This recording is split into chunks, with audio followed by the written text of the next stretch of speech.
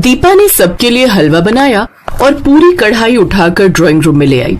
उसके सास ससुर को थोड़ा अजीब तो लगा, पर उस समय उन्होंने सोचा कि शायद नई नई बहू है तो घबराहट में उसने ऐसा किया होगा। अरे दीपा भाभी, आप तो हलवे की पूरी कढ़ाई उठाकर ले आए। कोई बात नहीं मेघा, चलो तुम भी हलवा परोसने में भाभी की मदद करो। कोई नहीं जानता था कि रसोई के बर्तन इधर उधर रखना और सारा खाना रसोई से लेकर घर में भी फैला देना, ये दीपा और उसके पूरे परिवार की आदत थी। ये तो जब दीपा ससुराल में रहने लगी तब सबको उसकी इस आदत का पता चला। दीपा, तुम रसोई के सारे बर्तन खाना बनाने के बाद बाहर क्यों ले आती हो? आज तुमने दाल चावल बनाए तो पूरा कुकर और कढ़ाई बाहर आंगन में रख दी, ऐसे थोड़ी होता है। तो इसमें क्या बुराई है? बार बार रसोई में जाने से अच्छा है एक ही बार में सारे बर्तन बाहर रख दो। हम तो अपने घर में ऐसे ही करते हैं। अब मैं ये थोड़ी है बार बार मैं रसोई में उठकर जाऊंगी कुछ चाहिए हो तो। सबके बार बार टोकने पर भी दीपा ने अपनी आदत को नहीं सुधारा। एक दिन दीपा के सास ससुर कहीं बाहर गए हुए थे। वहीं दीपा खाना बनाकर हॉल में बैठी हुई थी। तभी कुछ मेहमान आ जाते हैं। नमस्ते बेटा, आशा बहन जी घर पर नहीं है क्या? माँ बाबूजी किसी जरूरी काम से बाहर गए हैं। ऐसा है बेटा, हमारे बेटे जो है राहुल की शादी है। ये शादी का कार्ड है और मिठाई का डिब्बा। माँ पापा से कह देना कि सबने शादी में जरूर आना है। तभी आनंद भी कमरे से बाहर आ जाता है। नमस्ते अंकल जी। नमस्ते आंटी जी। आइए बैठिए ना।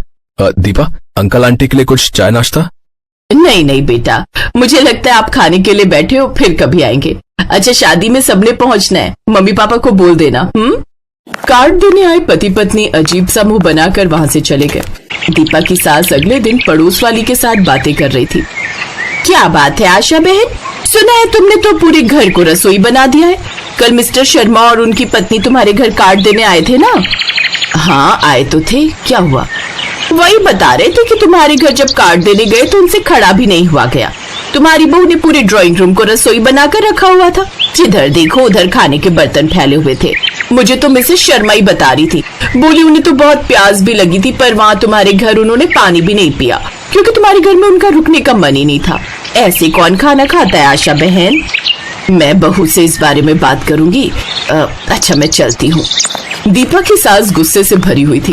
वो जैसे ही अपनी बहू दीपा को खरी खोटी सुनाने के लिए जाने लगती है, तभी एक टैक्सी उनके दरवाजे पर रुकती है। टैक्सी में दीपा के मम्मी पापा और भाई बहन बैठे हुए थे। दीपा का मायका दूसरे शहर में था, इसलिए शादी के बाद उसके मायके वाले उसे मिलने और कुछ दिन उसके पास रहने आए थे। इस वजह से दीपा की सास उसे कुछ कह नहीं पाई। माँ पापा, ज्योति अमन, आप सबने तो मुझे सरप्राइज दे दिया।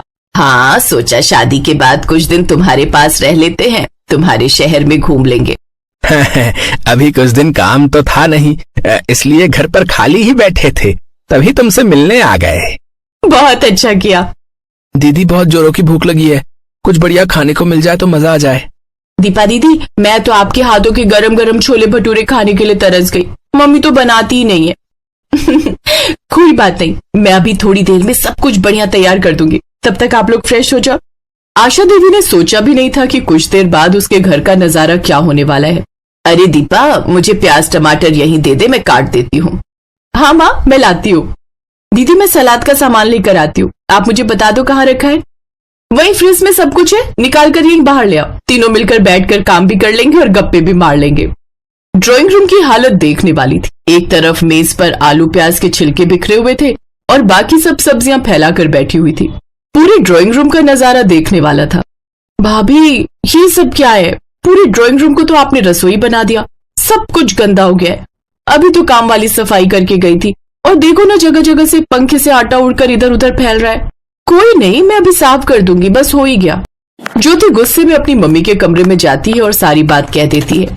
माँ, घर का क्या हाल हो गया? आपको भी पता है ये घर कम रसोई ज्यादा लगता है। जहाँ देखो वहां सब्जियां, बर्तन, आटा, दाल, चावल इधर उधर बिखरा ही रहता है।